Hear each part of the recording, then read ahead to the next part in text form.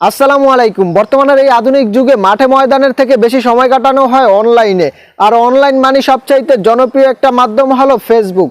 আর সেই ফেসবুক ব্যবহারের জন্য একটি আইডির প্রয়োজন হয়। সেই আইডিটা কারো কাছে একদম পানির মতো, চাইলে সে নতুন একটা আইডি খুলতে পারে তার পুরান আইডি বাদ হলে। আবার কারো কাছে একটি আইডি অত্যন্ত গুরুত্বপূর্ণ।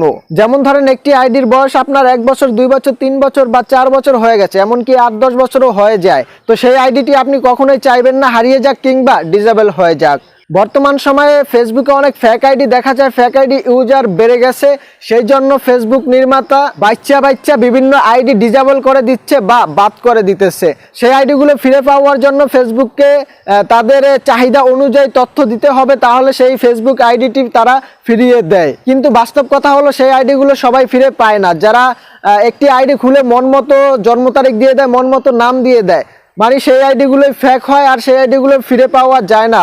যেহেতু সঠিক তথ্য দেওয়া হয় না ফেসবুককে, সেহেতু সেই আইডিগুলো তারা ফিরে পায় না। তো সেই জন্য আপনাদের করণীয়, যারা নতুন আইডি খুলবেন তারা তাদের NID কার্ডের রিয়েল নাম এবং জন্ম তারিখ অনুযায়ী ফেসবুক আইডি খুলবেন। তাহলে ফেসবুক আপনার আইডিটি যতবারই রিমুভ করবে, যতবারই ডিসেবল করবে, ততবারই আপনি রিকভার করতে পারবেন কোনো ঝামেলা ছাড়া। এখন আমি আপনাদেরকে দেখিয়ে দিব যে সেই সেটিংটি কিভাবে চালু করবেন। আমি মুখে মুখে বলে দিব এবং পাশে আপনারা দেখতে পাচ্ছেন মোবাইলে স্ক্রিন, সেই স্ক্রিনে আপনারা খেয়াল করবেন ভালো করে যে কিভাবে এগুলা করতে হয় বা কিভাবে এই সেটিংটা চালু করতে হয়।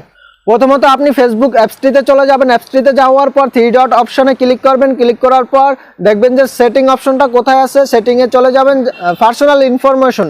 সেখানে যাওয়ার পর দেখতে পাচ্ছেন আইডেন্টি কনফার্মেশন। আইডেন্টি কনফার্মেশনে ক্লিক করার পর এখানে আপনাকে দেশ সিলেক্ট করতে বলবে, কান্ট্রি সিলেক্ট করতে বলবে, সেই কান্ট্রিটি সিলেক্ট করবেন। আপনি যদি বাংলাদেশি হয়ে থাকেন তাহলে বাংলাদেশটি সিলেক্ট করে দিবেন।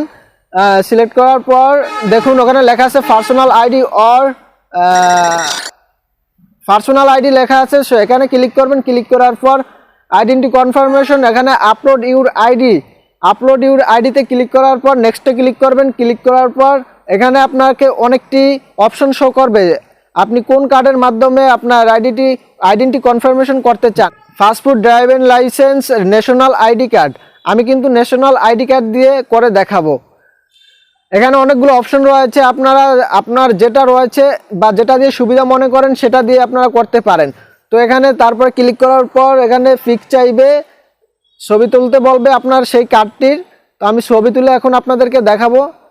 এখানে কিন্তু আমি হাতের ছবি দিচ্ছি, কারণ আমার আইডি কার্ড নাই আর আমার এই ফেসবুক আইডিটি কোনো আইডি কার্ডের তথ্য অনুসারে খোলা না।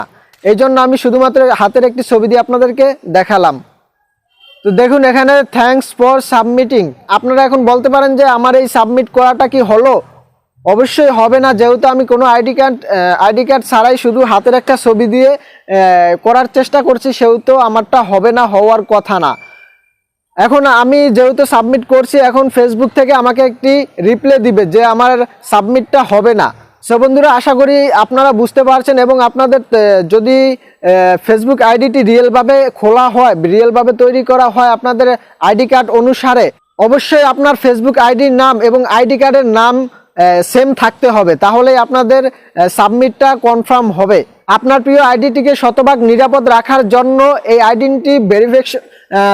আইডেন্টি কনফার্মেশন সেটিংটি চালু করে রাখুন। সো বন্ধুরা, এই ভিডিওটি এ পর্যন্ত। ভিডিওটি দেখার জন্য অসংখ্য ধন্যবাদ। যদি ভিডিওটি ফেসবুক পেজে দেখে থাকেন, অবশ্যই ফেসবুক পেজটিতে ফলো দিয়ে রাখবেন নিত্য নতুন ভিডিও পেতে। এবং যদি ভিডিওটি ইউটিউব চ্যানেলে দেখে থাকেন তো অবশ্যই ইউটিউব চ্যানেলটি সাবস্ক্রাইব করে রাখবেন এবং কমেন্ট বক্সে জানাবেন যে আপনার কোনো সমস্যা রয়েছে কিনা। পরবর্তী ভিডিওতে সেই সমস্যার সমাধান দেওয়ার চেষ্টা করব ইনশাআল্লাহ।